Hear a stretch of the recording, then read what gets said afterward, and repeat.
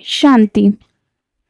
आज की मुरली में शिव बाबा कहते हैं, मीठे बच्चे, बाप आए हैं तुम पुराने भक्तों को भक्ति का फल देने। भक्ति का फल है ज्ञान, जिससे ही तुम्हारी सद्गति होती है। आज का प्रश्न है, कई बच्चे चलते चलते तकदीर को आपे ही शूट करते हैं, कैसे? इसका उत्तर शिव बाबा ने दिया, अगर बाप का बनकर सर्विस नहीं करते, अपने पर और दूसरों पर रहम नहीं करते, तो वह अपनी तकदीर को शूट करते हैं, अर्थात पद भ्रष्ट हो जाते हैं। अच्छी रीति से पढ़ें, योग में रहें तो पद भी अच्छा मिले। सर्विसेबल बच्चों को तो सर्विस का बहुत शौक होना चाहिए। आगे शिव बाबा कहते हैं, तुम अभी बाहर सर्विस पर निकले हो, आहिस्ते आहिस्ते तुम्हारी वृद्धि होती जाती है। तूफान लगने से बहुत पत्ते गिरते भी हैं ना, और धर्म में तूफानों की बात ही नहीं रहती, उनको तो ऊपर से आना ही है। यहाँ तुम्हारी स्थापना बड़ी वंडरफुल है। पहले पहले वाले भगत जो हैं, उनको ही आकर भगवान को फल देना है और अपने घर ले जाना है। बुलाते भी हैं, हम आत्माओं को अपने घर ले जाओ। यह किसको पता नहीं है कि बाप स्वर्ग का भी राज्य भाग्य देते हैं। सन्यासी लोग तो सुख को मानते ही नहीं, वो चाहते हैं मोक्ष हो। मोक्ष को वर्षा नहीं कहा जाता, खुद शिव बाबा को भी पाठ बजाना पड़ता है, तो फिर किसको मोक्ष में कैसे रख सकते हैं? तुम ब्रह्मा कुमार और कुमारियाँ अपने धर्म को और सबके धर्म को जानते हो। तुमको तरस पड़ना चाहिए, चक्र का राज समझाना चाहिए। बोलो, तुम्हारे धर्म स्थापक फिर अपने समय पर आएंगे। समझाने वाला भी होशियार चाहिए। तुम समझा सकते हो कि हर एक को सतो प्रधान से रजो सतो तमो में आना ही है। अभी है रावण राज्य, तुम्हारी है सच्ची गीता जो बाप सुनाते हैं। भगवान निराकार को ही कहा जाता है ना। आत्मा निराकार गॉड फादर को बुलाती है, वहाँ तुम आत्माएं रहती हो। तुमको परमात्मा थोड़ी ही कहेंगे, परमात्मा तो एक ही है, ऊंच ते ऊंच भगवान। फिर सब हैं आत्माएं बच्चे। सर्व का सद्गति दाता एक है, फिर हैं देवताएं। उनमें भी नंबर 1 है श्री कृष्ण, क्योंकि आत्मा और शरीर दोनों पवित्र हैं।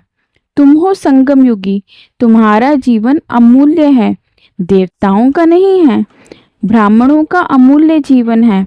बाप तुमको बच्चा बनाए, फिर तुम्हारे पर कितनी मेहनत करते हैं। देवताएं थोड़ी ही इतनी मेहनत करेंगे, वह पढ़ाने के लिए बच्चों को स्कूल भेजेंगे। यहाँ बाप बैठ तुमको पढ़ाते हैं, वह बाप टीचर गुरु तीनों हैं, तो कितना रिगार्ड होना चाहिए। सर्विसेबल बच्चों को सर्विस का बहुत शौक होना चाहिए। बहुत थोड़े हैं जो अच्छे होशियार हैं तो सर्विस में लगे हुए हैं। हैंड्स तो चाहिए ना। लड़ाई के मैदान में जाने के लिए जिनको सिखलाते हैं, उनको नौकरी आदि सब छुड़ा देते हैं। उन्हों के पास लिस्ट रहती है। फिर मिलिट्री को कोई रिफ्यूज़ कर ना सके कि हम मैदान पर नहीं जाएंगे। ड्रिल सिखलाते हैं कि ज़रूरत पर बुला लेंगे। रिफ्यूज़ करने वाले पर केस चलाते हैं। यहाँ तो वह बात ही नहीं है। यहाँ फिर जो अच्छी रीति सर्विस नहीं करते हैं तो पद भ्रष्ट हो जाता है। सर्विस नहीं करते, गोया आपे ही अपने को शूट करते हैं, पद भ्रष्ट हो जाता है, अपनी तकदीर को शूट कर देते हैं। अच्छी रीति पढ़ें, योग में रहें तो अच्छा पद मिले। अपने पर रहम करना होता है, अपने पर करें तो दूसरे पर भी करें। बाप हर प्रकार की समझानी देते रहते हैं।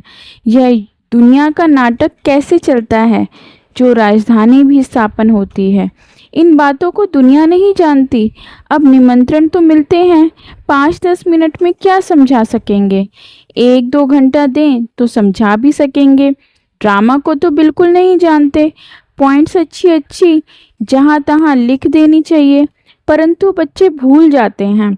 बाप क्रिएटर भी है, तुम बच्चों को क्रिएट करते हैं, अपना बनाया है। डायरेक्टर बन डायरेक्शन भी देते हैं, श्रीमत देते हैं और फिर एक्ट भी करते हैं, ज्ञान सुनाते हैं। यह भी उनकी ऊंचते ऊंच एक्ट है ना।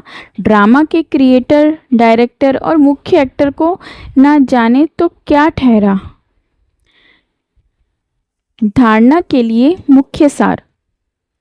इस अमूल्य जीवन में पढ़ाने वाले टीचर का बहुत बहुत रिगार्ड रखना है।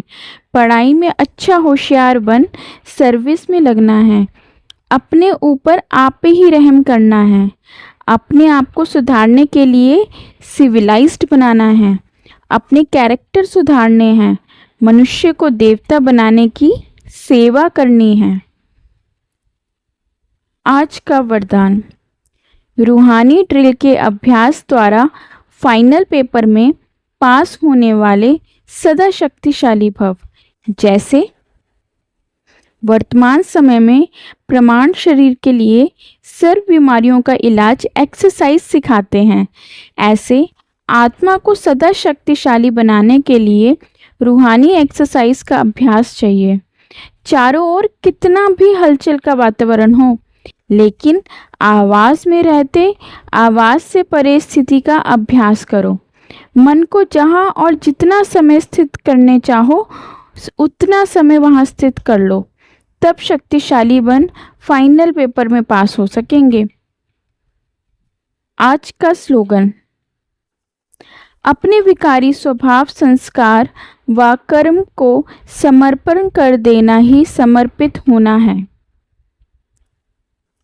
अव्यक्त इशारे। अब लगन की अग्नि को प्रज्वलित कर योग को ज्वाला रूप बनाओ।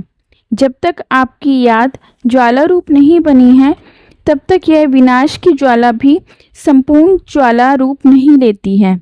यह भड़कती है, फिर शीतल हो जाती है, क्योंकि ज्वाला मूर्त और प्रेरक आधार मूर्त आत्माएं अभी स्वयं ही ज़्यादा ज्वाला रूप नहीं बनती हैं।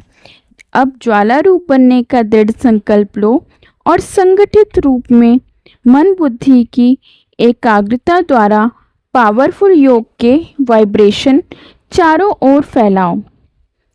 ओम शांति।